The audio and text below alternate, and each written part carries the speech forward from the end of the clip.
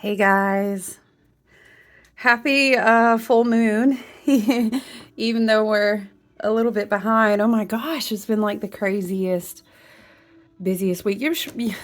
Y'all gotta be like, girl, you say that every week. You said, because listen, July, I was taking time to rest, taking time to play, be a little bit nomadic, and just different things, right? And I loosened up some room in my schedule, and then it was it's I'm so grateful, but as soon as I kicked it back into gear, it was like brr, brr, brr, brr, brr, and then we just shot straight forward. Such is the Leo energy, right? And I'm thankful for that. I would have it no other way. But let me unhook you quickly here. Look at, I've had these cards. You know what? I pulled these cards out in my own personal full moon journal work. And it's just like you could not make it up. It is the most absolutely gorgeous energy. And it's so appropriate for one of my most favorite full moon cycles in the year. I love a full moon in Aquarius and Leo season. But look at it. Look at this beautiful energy. This is the Dragon Oracle deck. Oftentimes when I have a new moon or a full moon, I'll shuffle from multiple decks for myself. And I sometimes will also do that in one-on-one work. If you know, you know. But look at you guys with us progressing towards this Lionsgate portal. And then just like, the Lamas or the Lunasa, however you observe that, the 1st of August, entrance into the harvest season. It's just all of it. And then it's a month of the blue moons. And, like every energy is captured here. It's just so beautiful. It's so beautiful. And let me, hold on. Oh, I'm so clumsy. Let me make sure you are secured. But honestly, the messages that I was working with on, it's my Herkimer Diamond wanted to be seen, so I'm going to share with you. I work with Herkimer Diamond in meditation a lot. Like I kind of call on it as a energetic shield. But the energy was so powerful and beautiful and so perfect in alignment with the astrology. And I was just like, you know what? And when you read the cards, okay, when you read the cards, and look at this. With this month, we have blue moons. Now, there are multiple different ways you can have a blue moon, so to speak. There's like an astrological blue moon. There's an astronomical blue moon. There's a calendrical blue moon.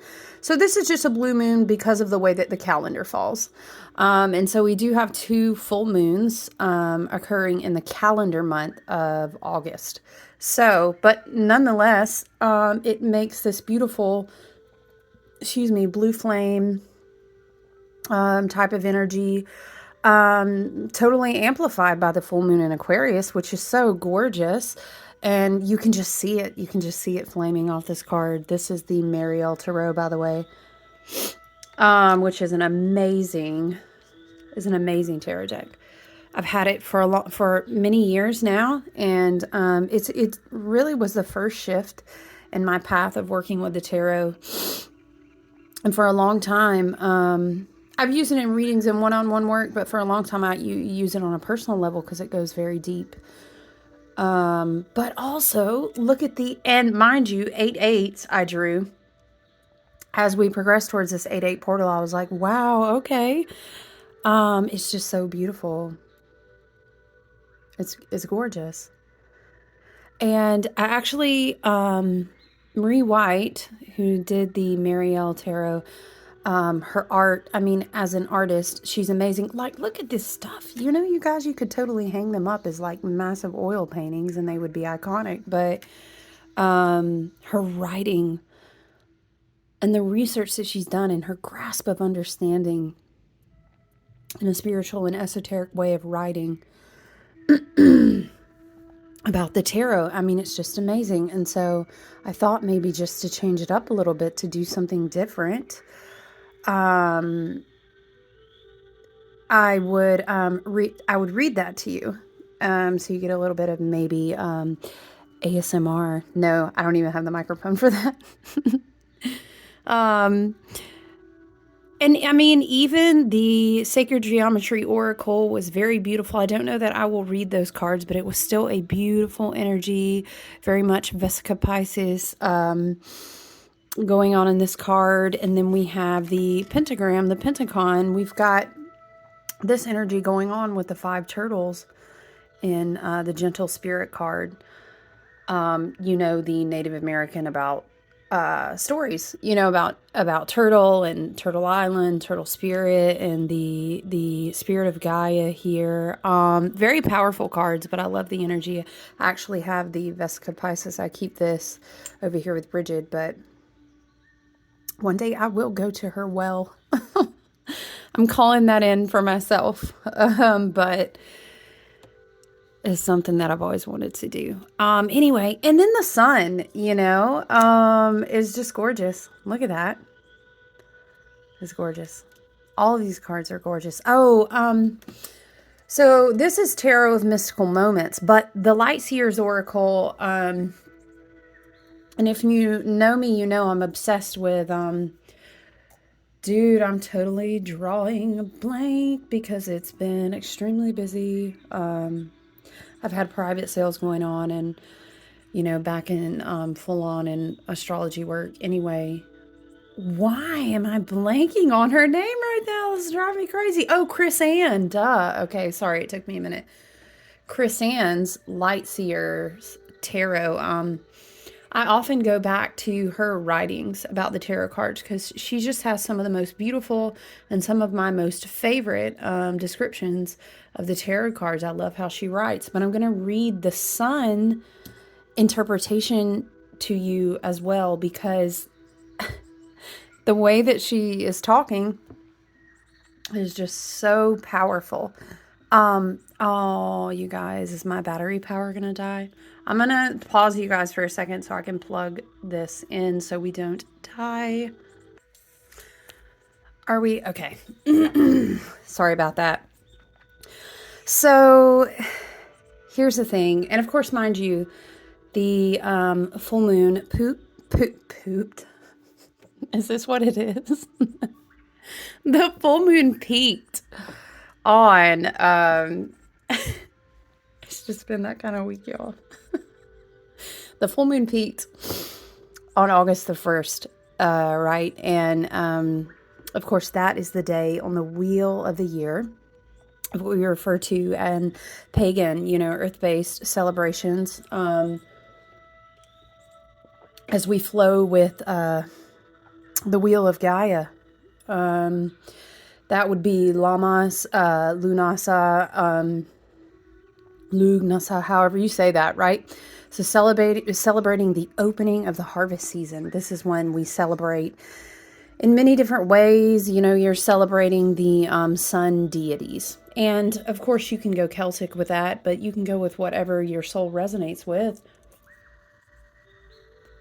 Because ultimately at the heart of the stories, it's, we understand that if we were living in a nomadic, if we were living in a more agriculturally based, I mean, and mind you, a lot of people still, you know, if you do your own gardening, if you're homesteading, or if you're in, you know, an agricultural based is what I'm saying.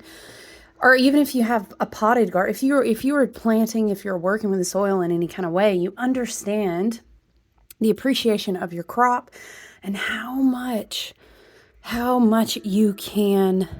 It's like I want to juice the marrow out of these drops of sunlight as much as I can. And that's spiritually, that's energetically, you know, there's a lot of metaphor and symbolism in that. So when the harvest season opens, you gotta love it, right? You know, the universe is intelligent, spirit and metaphors and all of these things weaving together is very, very beautiful. Because in Leo season, we're opening the heart chakra. Because you've basically done the work. And to note, you guys, we do this work every zodiac wheel. And if you, in your wisdom as a divine being in your human body, you understand, you follow the wheel of Gaia and you follow the wheel of the zodiac, you see these beautiful synchronicities, right? And you can appreciate them because every single year we have these opportunities to go through this process, metaphorically through the energetics of the planets, of course, in the collective, but also on the wheel of the zodiac. And you flow and you understand what they teach you about your own energetics and your own journey. So I think it's really beautiful because, and it's really super special. This year I will get all ramped up and talk about it's the year of the chariot, it's the year of the seven. And what is the chariot? That is ruled by Cancer. That's your waters, mind you, which make up about 50 to 70% of you, right? There's all the wetware in there. But they're your waters that circulate your, you could say electricity, you could say your energetics, your photon packets of light, and then your nutrients and everything else going on in there, right? But in Cancer season, and well, backing out the scope a little bit, the 7 year, the Cancerian year, the chariot driver is that we are reclaiming, driving our divine Merkabahs, right?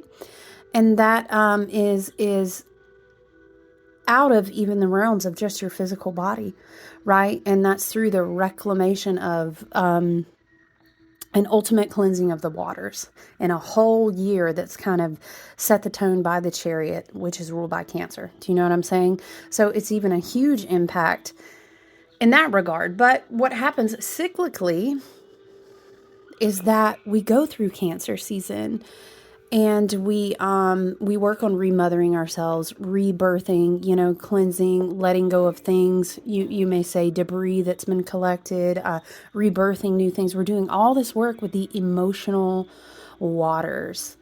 I'll try not to today. I won't nerd out on how wild the alchemy of water is. And quantum physics and all these things, this relation to water, the studies that people do about literally observing the molecules of water and how they're affected by sound, how they're affected by your own personal energetics, all this, right? But yeah, so then we come into Leo season. It's like we crown, we come out, we birth this new, ideally now, if we're doing the work, hopefully we don't enter Leo season and then regress karmically. We want to progress dharmically, but that's a whole nother conversation. And so we blast open this heart chakra, and then we enter the first season of harvesting on the wheel of the year. Plot twist, I'll talk to you, it's a little bit esoterically, a little bit of energetics, but and it's love and light to all, where we have free will. We are on our own journey. And sometimes it is divinely contracted. Sometimes it's by choice of free will. Okay. Some people have to go back and repeat a class. They just haven't quite gotten it yet. They're not there. There's more lessons to learn. That's fine. There's no judgment. But I'm saying, when we reach this Leo point and we're shifting, right, on the zodiac from Cancer to Leo, ideally we want to be, I've pushed out, think of a mother sweating it out, right? I've pushed it out. I'm crowning into a new vibrational level. I have reclaimed, Leo is the sun card. That is the soul, SOUL, but also SOL. Hopefully I've done some work on my wheel. We start our new wheel in spring equinox. So up to this point, we're kind of juicing out the last marrow of the summer seasons, right? So we've been doing work and we are ready to birth like a heart chakra, Leo's like, how are you ready to show up now? You crowned, you came out of the canal.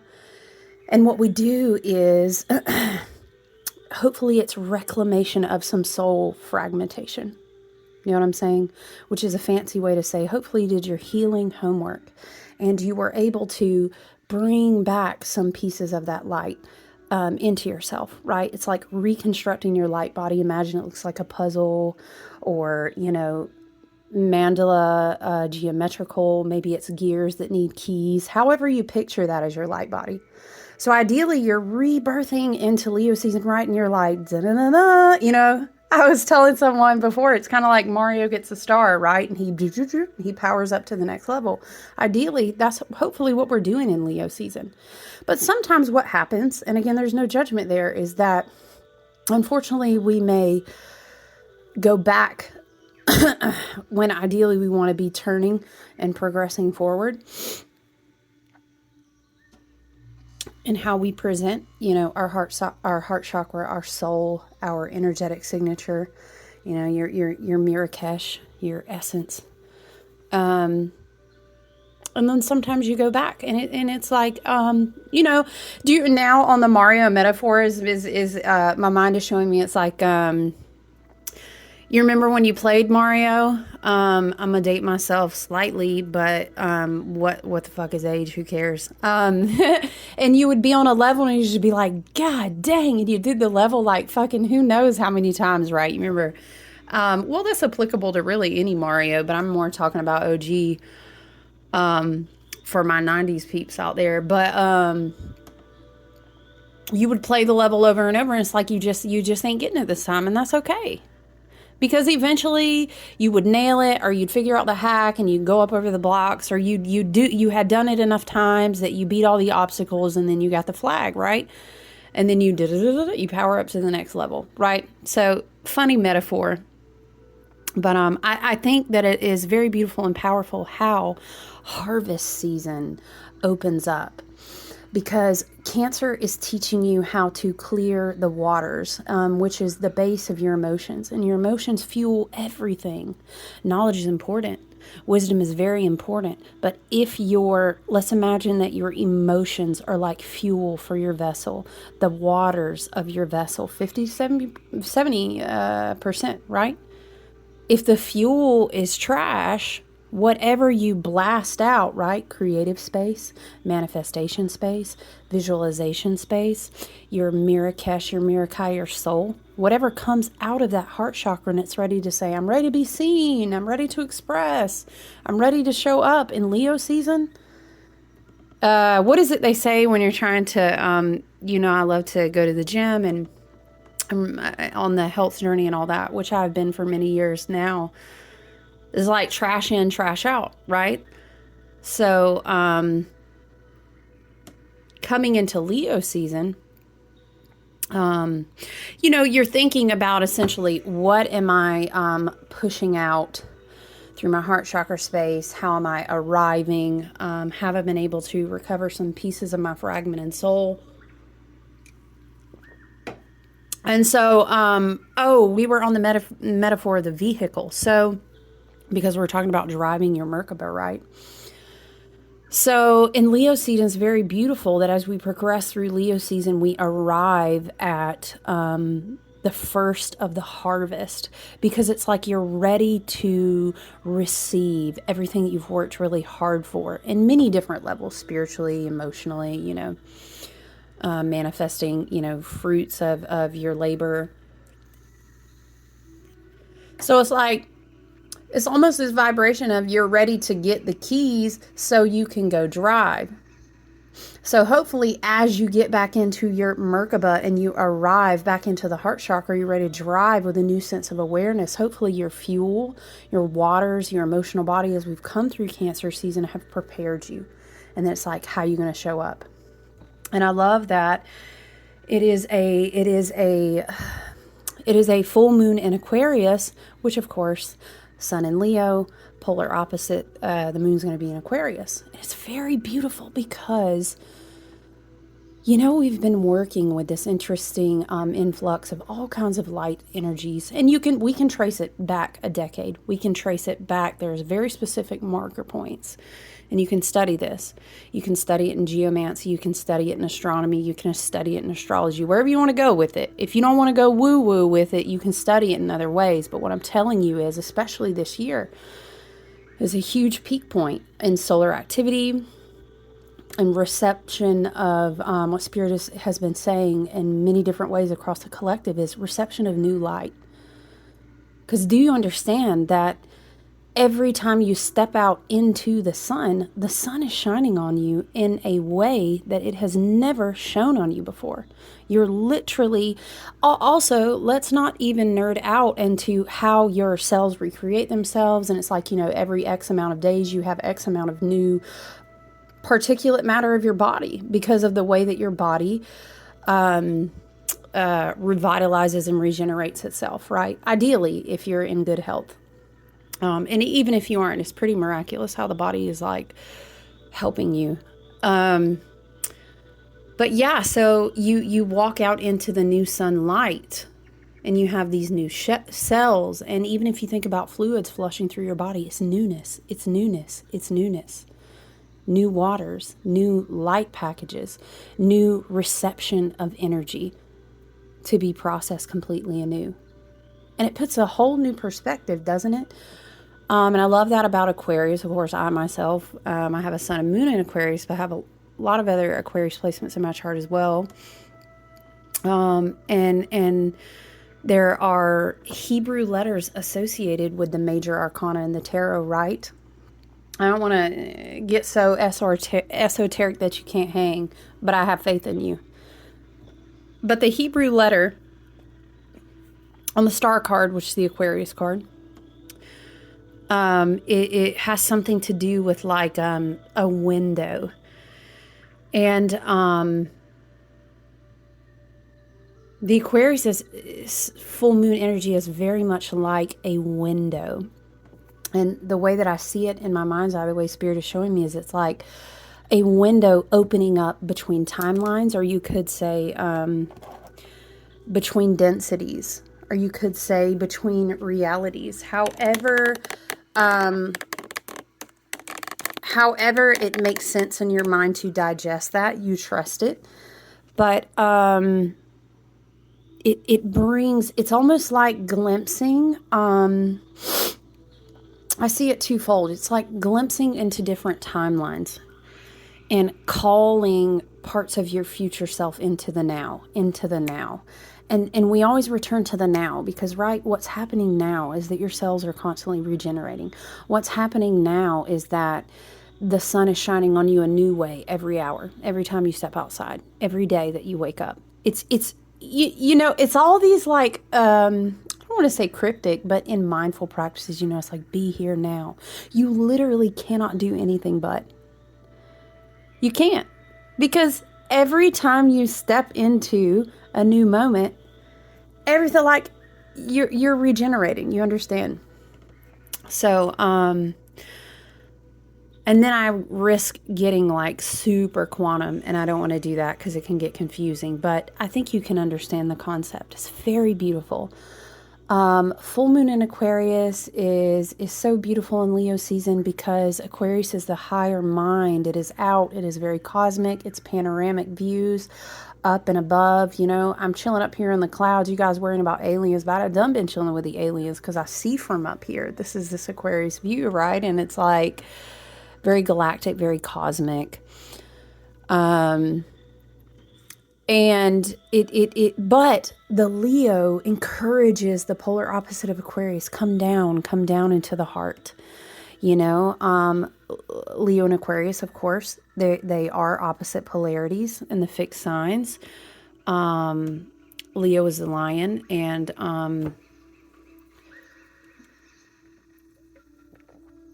it wants to be majestic and wants to be seen. And Aquarius reminds the Leo polarity.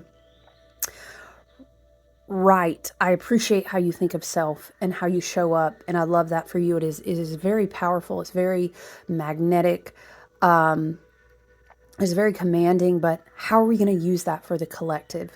How are we going to raise the collective vibration with that? How are we going to serve the evolution and bring everyone up with us? And then, it's funny because Aquarius, the Leo polarity, will kind of pull Aquarius back down into the heart space and say, be here now, because that's also important. So I love that dynamic that we have with this full moon. And it did peak, on the first, but the full moons, they have a way of reverberating out like a ripple effect, because that is how energy moves anyway, like a wave. So we're definitely still feeling with sitting, contemplating these energies. And I just love it. I love it. And another way that I was really seeing it is like, it was almost like spirit was holding, I don't want to say a window, maybe a prism, maybe a window. In the way that I saw it in my mind's eyes, it was like over your chakras, over your tree of life system and your energetic body. And again, the window reference, it was like holding a window where all these different things could be received down and then amplified by your heart chakra with the Leo energy. So it's like all these photon light packages, if you vibe with me here, like spirit, your ancestors, your higher self, right? Your team in spirit and light. And when I say light, I mean higher frequentials, right? Different densities of timelines. They're sending you packages and you're receiving them into your light body and then in through your emotional body and then unpacking them, right? Genetically, in your body in very different ways, right? Digesting them. We've been doing this work since this rare hybrid eclipse that kind of opened us up with all this Aries energy, bang, bang, bang, in the spring equinox, right? And so now this Aquarius window is like shining this prismatic light down into your energetic body and down into your waters. And it's like these packages are bursting open to give you the gifts, as if the apple tree would say, boom, look at the apples that you received from all of the hard work on your tree. Right, it's very much like that.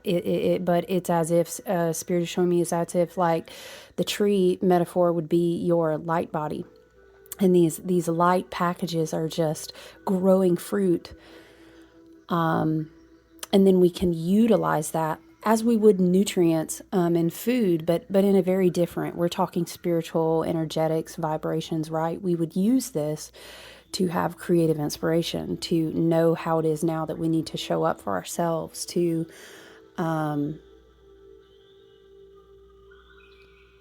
it's just like a peak illumination. But it's like if the full moon in Aquarius was a mirror or some sort of, it's unpacking these tiny light packages in like this fractalized type of way, and they're just blossoming out. Anyway, so this is how I was seeing it in my own personal work, and it was just very powerful. And instead of just sitting here in this full moon energy, and don't get it twisted, I love to do it. We could run down all these planet lists, and I would love to tell you so much more about, Venus in retrograde that is helping us to understand how worthy of this wonderful fruit that we are, how divine we are, and it's removing any obstacles that are in the way of us returning to self-love, returning to self-worth, and all this. Black Moon, Lilith still in Leo. We have all these different placements we could explore. And maybe we'll do a video, something along that nature next. But I love this energy so much. And also as we're progressing to the Lionsgate portal, the energy of 8-8. Because in July, we had all the 7-7 in numerology. We had all these energetic portals, which repeated on 3 different days throughout July. So we had that kind of building us up towards this Sirius Stargate portal. And essentially what that is, because I do want to close by... I have, a lot of one-on-one work to do around the full moon time, but I did want to get on and chat with you guys. It was just too beautiful not to. But, sorry, just a quick explanation if you're not familiar with the 8-8 portal. I resonate deeply with Egyptian ancestry and, man... Let's stay focused because I could also spiral off into that. But the Egyptians were masters of astrology. They were masters of it. And it was kind of like a high holy time of the sun god, essentially the sun, right? The ultimate father. And of course, Sirius many would call our spiritual sun, and it's a very interesting binary relationship. But the Egyptians would track the alignment of the sun and the earth, the Sirius star and the Orion constellation. And it was just a very sacred time, a very high energetics. And as we move toward the 8-8 portal, that is the energy that we're kind of amping up to. And if you feel inspired by the 8-8 portal, I mean, there's a plethora of, I'm sure, meditations and videos and, Google to your heart's desire to learn about the 8-8 portal energetics. But it's also beautiful. And then, of course, obviously, I had drawn both of these 8s, so I was like, okay. But that is what we talk about when we refer to the 8-8 portal. And it's just really, juicing the marrow out of the sun to drink it in, just like a tree would, to feed itself, essentially. We are feeding ourselves in a very similar way, in light, in returning fragmented pieces of our soul, in increasing our vibration. So it's beautiful. I love that the Freedom Dragon I had because I was journaling about it and working with it. It had already been out, but I did draw a Delphin, which is kind of like a whale, dolphin, ocean spirit of a dragon that has to do with the Akashics and the record keepers, which felt, I know it's in the ocean, but it felt very Aquarian. It was almost like record keeping in the stars type of vibrations. Again, that whole window of Aquarius energy, the full moon, just amplifying and reacting with the light that had already been dropped into our light bodies. And if you can see in this card here, we have these tiny Hebrew letter shapes, which are called yods, and they're like raining down, essentially, without giving you a lesson about the yod or the yod, however you say that, right? It has to do with fire, like tiny bits of fire raining down. Think of like Ace of Wands energy coming down through the lion's coat. So it was just all of these different minute reinforcements of the visualizations and the messages that I had been receiving. So beautiful, so powerful. So I hope you're all doing very well this week. I hope that the Leo season energy, of course, reinforced by multiple big placements also in Leo energy, is helping you in like your healing process, your inspirational process, your creative process, your removal of blockages, like self-actualization process, right? I hope that you were just juicing every bit. I've been working with the Leo energy. I appreciate everyone also who has booked like one-on-one work with me. I was working with a lot of Leo energy, making candles and creations for a private event. Do I have one close by? Hold on. I do. So you can see examples of my candles and my work on my website, on social medias, all the things, which are linked here in the description, but not of this video, but like of my YouTube channel. So I was working with this beautiful Leo energy, St. John's wort, red clover, sunflowers that I actually accidentally grew, which were a wonderful, happy accident, and all kinds of delicious energy powdered all together, peony flowers, rose.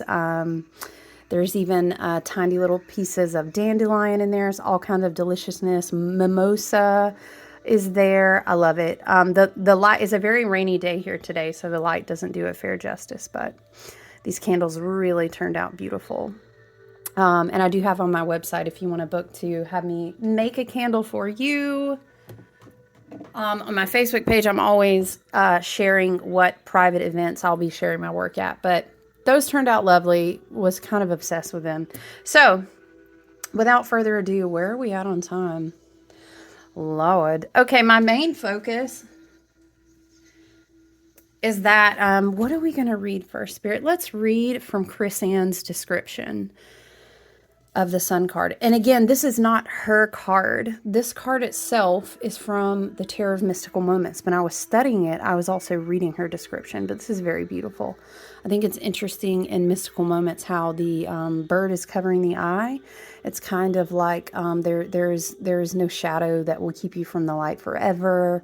You know, we all still have the shadow work and the work of dualities to integrate on our path, but ultimately look how blazing and beautiful our souls, our light, right? So let me read to you Chris Ann's description. She always has mantras with her cards, and I love that as well, especially if you're just learning the tarot. In wholeness, I shine like the sun, and I am happy. And I don't know why Spirit is saying it's okay to be happy. Do you know that? It's okay to contemplate all the quantums and consider your healing and your growth journey. It's also okay to just fucking be happy and do things that bring you joy for the sake of just being joyous, because creativity, joy, wholeness, you know, happiness, satisfaction, those are your birthright. And again, Venus retrograde in Leo wants to remind us that any fucking shit, any bullshit that is standing in the way of blocking your path, your Venus, your heart, what makes you happy, what makes you feel good. When you look in the mirror, you say, I am worthy because I am the I am, right? And whatever is going to stand in front of the I am and how I'm going to express that. And Leo season out of this brand new heart chakra that I just got the keys to can get the fuck out of the way, right? Retrograde, just moving on out the way. Okay. So she writes, the sun overview. Only in these moments under the warm sun does she feel totally alive. Her heart chakra vibrates, her solar plexus radiates, and she feels nurtured by the sunlight and by the energy of life itself. She steps into her power and her confidence, and she calls out to the small photons, the particles of light and heat that burst forth from the sun, and she imagines them showering down all around her. They create the most spectacular patterns, cascading frequency and tone, and filling up her energy body with the most vibrant life force. Each minute particle comes bundled with tiny bits of information, patterns of knowing, states of being, the capacity to love, and an overabundance of magic. She begins to dance, hearing the messages held within these ancient bundles of joy. She can't see them, but she can feel them flooding her system. She feels connected to this positive frequency, and she celebrates under the spinning heavens, opening up to life itself. And then she writes, come into your own miracle through the cheerful blossoming of a life well danced. The message from the sun. The sun breathes life into everything he touches. He creates a path of illumination, love, and harmonic abundance.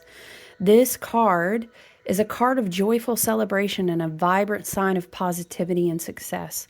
Call on your warrior energy and move to the beating rhythm of the sun's vitality and essence. Expect to find bliss and be ready to take inspired action based on radical positivity and generosity. Allow others to bask in the warm glow of your beaming heart and your inspired mind. People will feel drawn to you when the sun card arrives. Hello, charisma. Dance, sing, move, and express yourself unabashedly. Imbue your reality with movement and inertia. Light up, up, up. This card in a reading is a reassuring sign that things are unfolding beautifully. You are perfect, whole, and loved by the cosmos, and it may be time to deal with any feelings of an inadequacy or not enoughness in order to find your shiny confidence. The sun is on its way to illuminate the corners of your heart and to set your world ablaze with opportunity and inspiration. And then she writes, what makes you laugh until you cry? What were you doing the last time you felt true joy? If exuberant joy had a color, what would it be for you? When do you douse your flame and hide your essence or cloud your vibrancy? I love it. I'm trying to be mindful of the time, though, because YouTube gets funky sometimes. What do we want to read? Let's read the Eight of Discs first. I want to read them both, but I'm going to prioritize the Eight of Discs. And I'm just reading it directly from the Mariel Tarot, Landscapes of the Abyss by Marie White. The Eight of Discs is the sun into the vulnerable mouth of the immortal lion. To the very center of our physical selves, we swallowed the sun, and there it sits, a lamb, the image of that which is most white, most pure, most innocent, and lacking in bitterness. It is Kether and Malkut. See the colors of Malkut, a distillation of the whole tree. This is the mercy seat upon the Ark of the Covenant, flanked by two flaming and blazing seraphim, wearing crowns of shins and wearing gold, which is the mark of who is like God and the Lion of God. It is the house of the heart that will be weighed by Ma'at at the end of life. To go on to immortality and not be thrown to the demon Amut, who would devour you and purify you by destruction in the lake of fire. Your heart must be light, not heavy and not dark, light, radiant, shining, a star. Your body filled with the sun, a spiritual chariot. Dude, I know. I was reading it and I was like, what? Anyway, and even though I've had this forever, you know, you have those moments. The sun has to pass the flaming lion's gate of the riddling sphinxes, who will strangle you if you are wrong, but the answer is man. The sun inside will become the flame in the lamp of the hermit. And we have all this Virgo energy too, talking about the hermit. Anyway, very synchronistic. Yes. Because we're about to have Mercury and Mars in Virgo. But anyway. And then Virgo, of course, progresses after Leo season. So I love that line there. Holy Grail, heart, divine spark, strength and balance achieved. Self-sacrifice, martyrdom, self-transformation, truth and honesty in vision of self. Lightheartedness like a riddle. So powerful. Okay, Eight of Wands. I think we can make it happen. Let's read the Eight of Wands. All right. Also, this is probably one of my most favorite cards in the deck. So beautiful. Art describes that which is vague. The wings of the lion are the open robes of the magician, exposing his inner core. Having stolen the fire from the gods, taken possession of your own soul, the magician rises again like the phoenix. Yes, Pluto retrograde. From you showing his true form, a blazing star of your full potential with 1 foot in time and 1 in eternity. Now at the end, you rest, sleep, and your Metatron carries you home. In the end is for your temporal self. The soul, however, lives in eternity, which counts no time, and so was there all along, carrying you while you slept in the dream world of dual reality. The sleeper rests under the starry arc of Nut, the sky over the serpent rainbow, the lemniscate or Ouroboros. Sorry, I struggle to say that word every time. It never matters. It drives me crazy that I can't articulate it right. Anyway, and the belt of the magician. The 4 tails of the phoenix are the 4 elements. All of the elements are here purely and simply like the primary colors. The sleeper and the lion, the hand of a man and the paw of an animal, the spirit and the body. This is the wedding of opposites, and it is the marriage of the temporal body and the eternal one, bringing them together, expanding consciousness into both, and all becoming aware of the majestic and powerful self you truly are, and your own potential. From the outside, it appears that God is carrying you home, but on the inside, it is you who have become the God and carry yourself. You live to know yourself, your angels and your demons. Even the most enlightened have a shadow, which makes me think of the Sun card here. They simply accept it, integrate it, and make best use of their dark sides and faults. Know it all. It is all part of your genius, the greatness of each individual. Work, earn, know thyself. Create thy reality. Become thy greatest potential. Ground wishes with action and be the crux of the real and the sublime, accomplishing the highest task. Let your mind relax into art, music, poetry, beautiful words and colors, and patterns and rhythms, and you will begin to understand the subtle nature of the universe. Relax your mind and let it allow for a more flexible understanding of things, of words, phrases, and images, and let things become poetic. Things which are vague are described with art. Keywords are something unknown or forgotten about yourself awakening. Trust. Keep going even if your efforts seem ineffective right now.